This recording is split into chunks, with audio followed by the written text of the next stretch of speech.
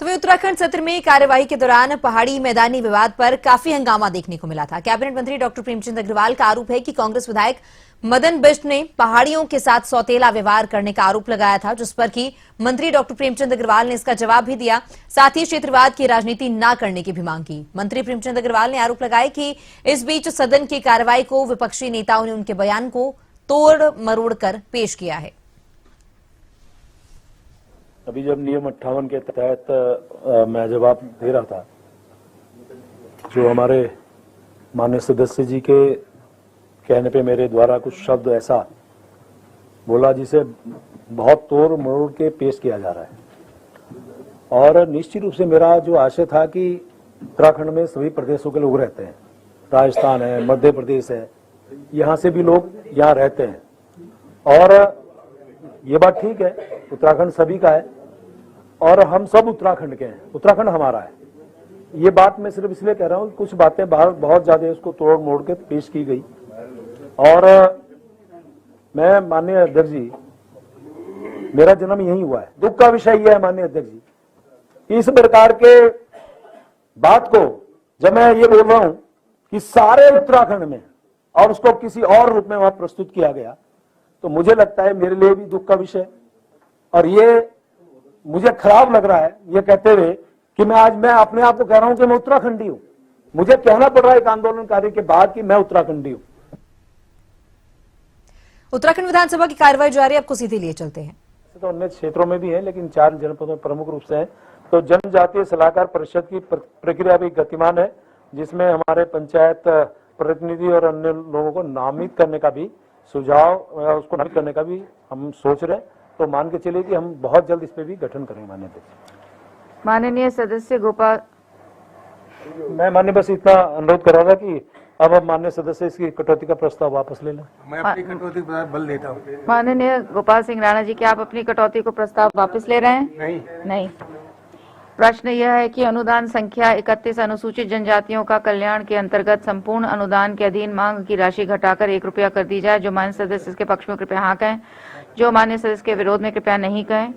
नहीं की संख्या अधिक है, अतः कटौती प्रस्ताव अस्वीकृत हुआ। प्रश्न यह है कि 31 मार्च 2026 के समाप्त होने वाले वर्ष में अनुदान संख्या 31 अनुसूचित जनजातियों का कल्याण के अंतर्गत होने वाले परिव्ययों को चुकाने के लिए आवश्यक धनराशि की पूर्ति के लिए रुपए 821 करोड़ 41,96,000 मात्र से अनाधिक धनराशि स्वीकृत की जाए। जो मान्य सदस्य इसके पक्ष में कृपया हाँ कहें।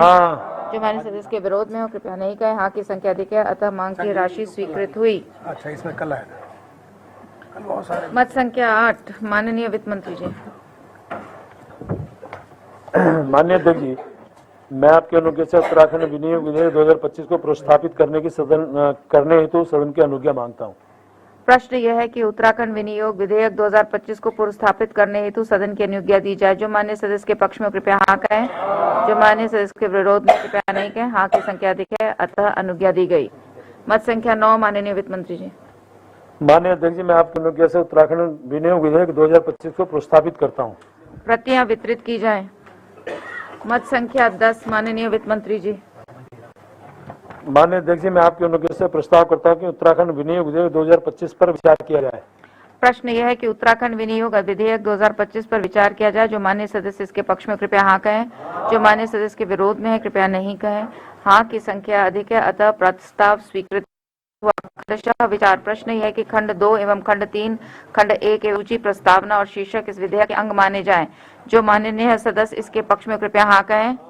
जो माननीय सदस्य इसके विरोध में हो कृपया नहीं कहें। हाँ की संख्या अधिक है, अतः प्रस्ताव स्वीकृत हुआ।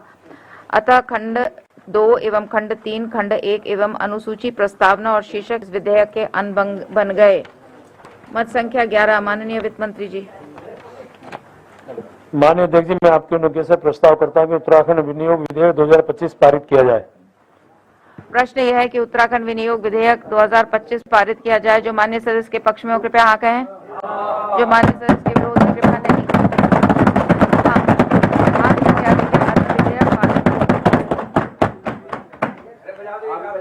मत संख्या 12, 1, माननीय सदस्य काजी मोहम्मद निजामुद्दीन जी।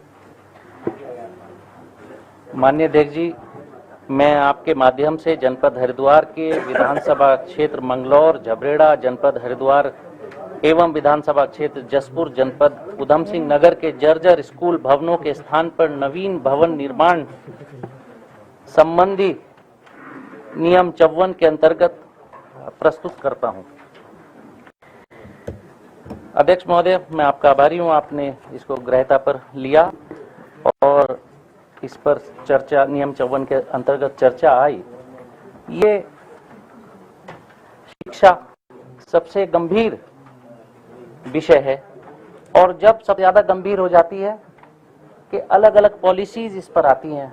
नेशनल एजुकेशन पॉलिसी जो कि एक फ्लैगशिप पॉलिसी भारत सरकार की मानी जाती है और उसको गाहे बगाहे केंद्र सरकार और राज्य सरकार अपनी पीठ थपथपाते हैं और उस बीच में अगर अब भी हर बार ये कहा जाता है कि किसी भी स्तर पर बजट की कमी नहीं होगी शिक्षा विभाग में, और अब इन हालात में भी अगर शिक्षा विभाग के स्कूलों की स्थिति, वहां की बिल्डिंग की स्थिति दयनीय होगी तो बड़ा चिंता का विषय है।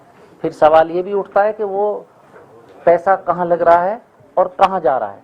जो नेशनल एजुकेशन पॉलिसी है वो ये कहती है कि किसी भी स्कूल के प्रेमिसेस में स्कूल का भवन, क्लासरूम बहुत सही होने चाहिए, उसमें लैट्रिन बहुत साफ होनी चाहिए, उसमें पेयजल व्यवस्था होनी चाहिए, खेल का मैदान हो, लाइब्रेरी हो, कंप्यूटर रूम हो और सारे मानकों को पूरा करना चाहिए। लेकिन आज फिर ये शिक्षा विभाग को लेकर मैं आपके बीच में हूं और मंगलौर विधानसभा क्षेत्र के